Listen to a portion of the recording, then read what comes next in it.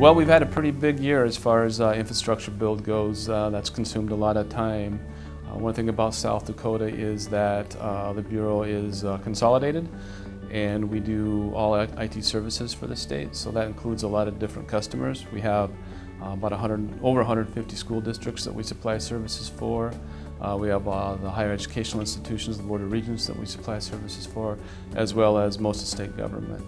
One of the things that consumed a lot of time this year that we're pretty excited about is we were able to put out an RFP about this time last year for our internet transport and also just general transport. And that included about, because of the consolidated services, included over 800 sites, which South Dakota is pretty geographically dispersed. And we were able to do that and award the contracts somewhere in February. And through that, we were pretty excited to be able to, as the awards came back, we were able to reduce cost by about 1/2 and double capacity in a lot of cases. So that was really pretty exciting for us. We went into an execution phase right around the April timeframe, and what that entailed was going out and physically visiting all these end sites, installing new gear, going into a procurement for a lot of gear.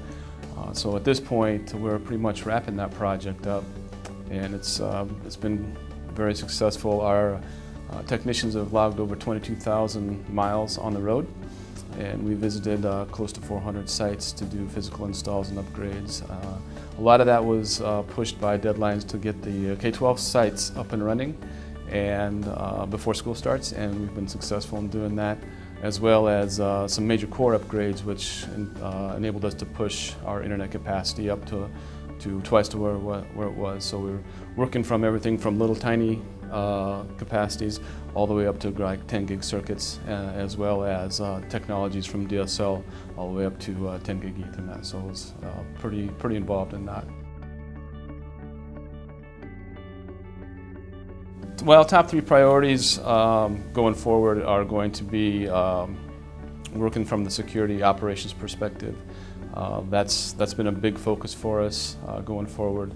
The thing that we've been really successful in so far is building an operations center, and because we are consolidated, we have very good end-to-end visibility. So all the way from the client all the way out to whatever application is being accessed. And we just want to make sure that we double down on that effort and continue to improve on that.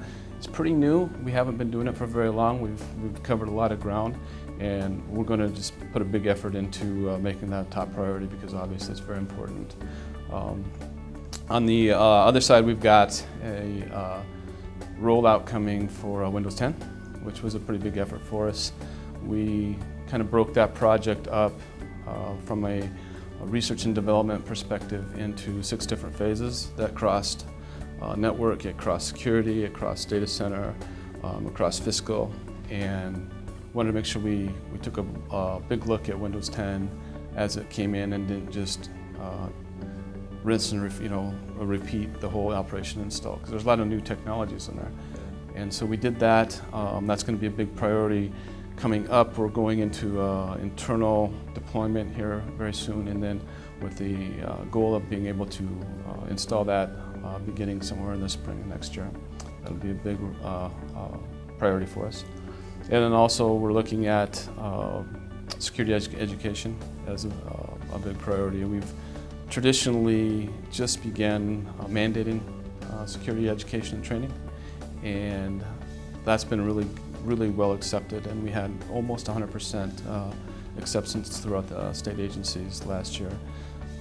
That just means that we have to continue on that, and we're seeing a very big benefit from that, big payback, and so that's going to be the other priority we're doing. Well, depending on what we're defending against, I might give you a different answer depending on what the week is, but if I have to really boil it down, I'd say that our client education, just going back to my last theme, is simultaneously our biggest threat, and it can be our greatest strength as well. So if we're successful in pushing education out there and making our clients aware of what the threats are, it just really closes that gap up a lot, and it actually becomes an asset to us as well, and becomes one of our best defenses. We've seen really good payback on that from a phishing perspective. I know that's one of the biggest vectors right now. And we are tracking about 20 different campaigns a month. Those are targeted campaigns against our clients. The reason we're able to track that is because they're being reported, and that's through education. So those phishing campaigns are being reported. Our operations center and our response team are usually able to get on that really quick, and because we're consolidated, we're able to push in defenses and blocks for those campaigns and within an average of an hour before as it's released. So our response time on that is really shrunk down from days to hours. We're looking to close that even into minutes if we can. Well, that's a tough one because sometimes you need the crystal ball, right? What I try to avoid is what I call just-in-time IT. So a lot of times that's hard to innovate when you're getting requirements that are coming in and you're trying to actually put solutions in place, just in time. One of the things that we try to do is take a strategic look at what the real demands are out there, not just in our own state, but in events like this from NASTD, and gather information from other states, and then put together that strategy that will drive innovation. One of the things that you look at real closely is those pieces of your infrastructure that are going to be required regardless. The network being one of them, data center, obviously those infrastructure pieces. And if you're measuring your capacity and costs and everything very tightly, innovation is going to be kind of stifled, and you're going to start to push innovation away, or clients are going to look other places for you. So you try to keep ahead of that a little bit, and you try to predict, what that demand is going to be. So as an example, if all of your public safety workers are now wearing body cams, that data's got to land someplace, right? And it also has to be transported. So you better be thinking about that. And that's not necessarily innovation, but it's good strategy and good planning. The other ways to look at innovation is how are your customers doing business today? Do they have to come to you for everything? Can you empower them? Can you push technology out there that allows them to be more self-sufficient? And I think that's a way to drive real value into their customers for state government. Biggest challenges in 2016, I think we've talked about a few of them right now, and some of that's just capacity, infrastructure capacity, and planning.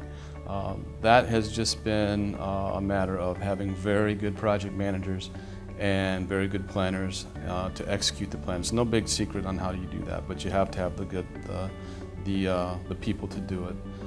The second challenge I would say is recruiting and retention, and that's just a continual effort on our part.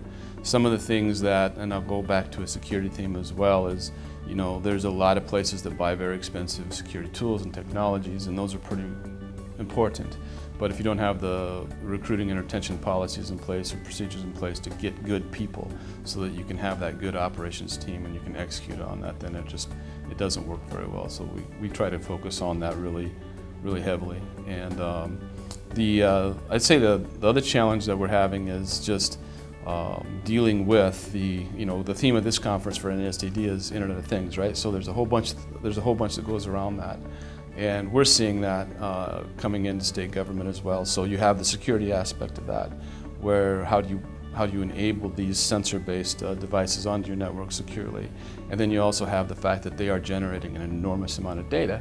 So can you plan for that, and putting a strategy in place so that that's not a crisis every time it comes up has been somewhat of a challenge. We're working forward on that, and I think we're making a lot of progress.